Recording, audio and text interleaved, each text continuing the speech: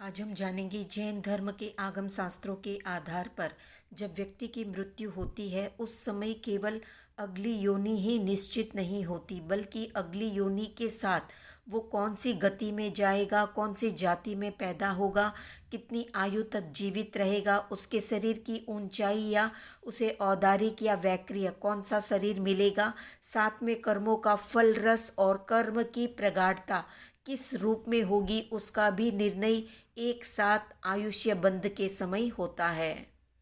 तो जब कोई जीव आगामी भव का आयु बंध करता है उस समय वो जीव गति, जाति, स्थिति, अवगाहना, अनुभाग और प्रदेश इन छहों का भी एक साथ बंध करता है।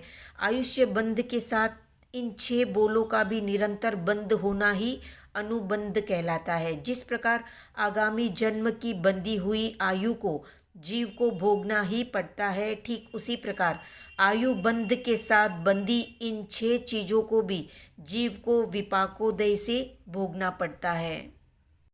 तो आयु बंध के 6 प्रकारों में जो सबसे पहला प्रकार है जाति आयुष्य बंध, वो क्या होता है उसके बारे में जानेंगे।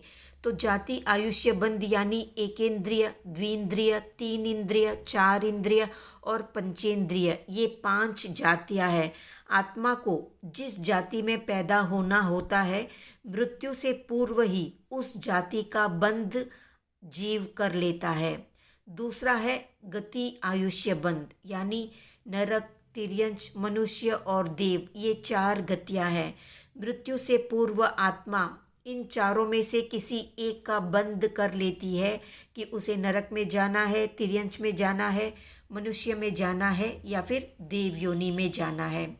तीसरा है स्थिति आयुष्य बंध यानी जिस जन्म में ठहरने की या रहने की जितनी काल की अवधि होती है उतनी काल मर्यादा को स्थिति कहा जाता है। मृत्यु से पूर्व ही आत्मा अपनी स्थिति का बंध कर लेती है या बांध लेती है।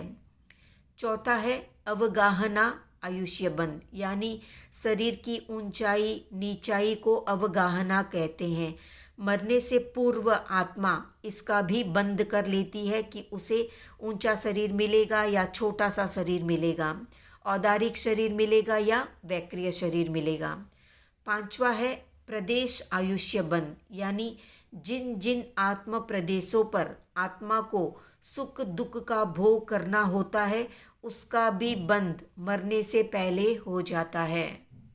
छठा है अनुभाग आयुष्य बंध यानी अनुभाग का अर्थ होता है फल प्रदान का सामर्थ्य या फल देने की शक्ति।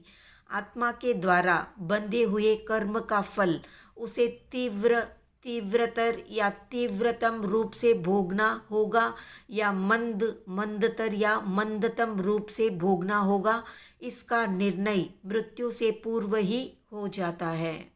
तो आयु बंध के साथ इन 6 का भी एक साथ अनुबंध होता है।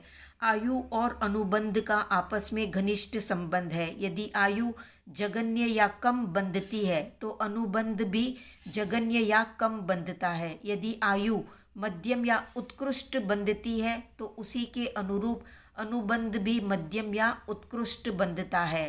कहने का तात्पर्य है आयु के अनुपात में ही अनुबंध होता है। तो ये थी संक्षिप्त जानकारी मृत्यु से पूर्व आयु के अनुबंध से संबंधित। आज का प्रश्न है 2000 सागरोपम के काल में कितने जन्म मनुष्य के मिलते हैं, हर व्यक्ति को कमेंट में बताएं।